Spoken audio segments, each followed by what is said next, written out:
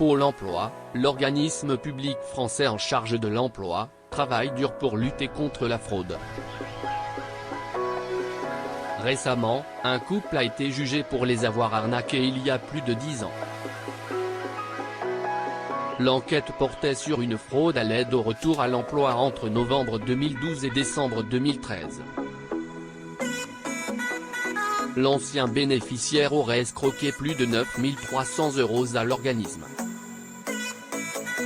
Le problème est que Pôle emploi n'a été informé de cette fraude que très tardivement, une première plainte ayant été déposée en 2015.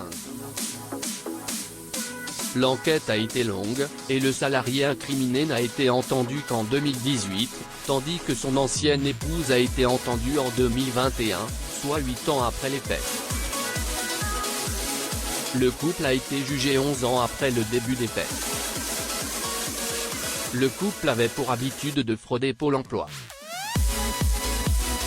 La femme avait déjà été poursuivie dans des affaires similaires et l'homme avait été condamné pour faux et escroquerie.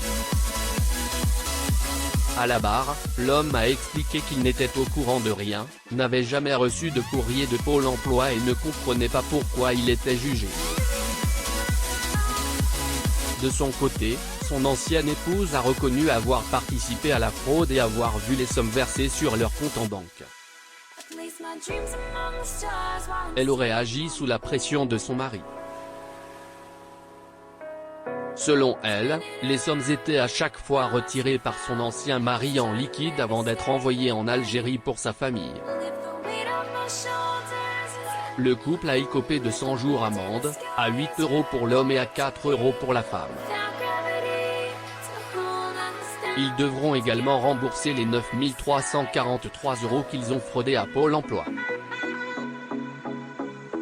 Cette affaire montre que Pôle emploi est déterminé à lutter efficacement contre les fraudeurs.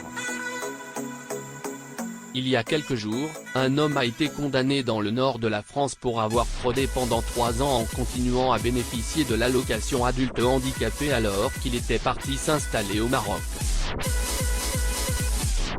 Pôle emploi travaille activement à lutter contre la fraude.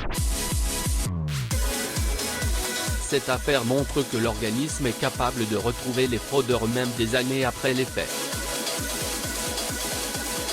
Les fraudeurs doivent savoir que Pôle emploi ne les laissera pas s'en tirer à bon compte. Les enquêtes peuvent être longues, mais il ne lâchera pas.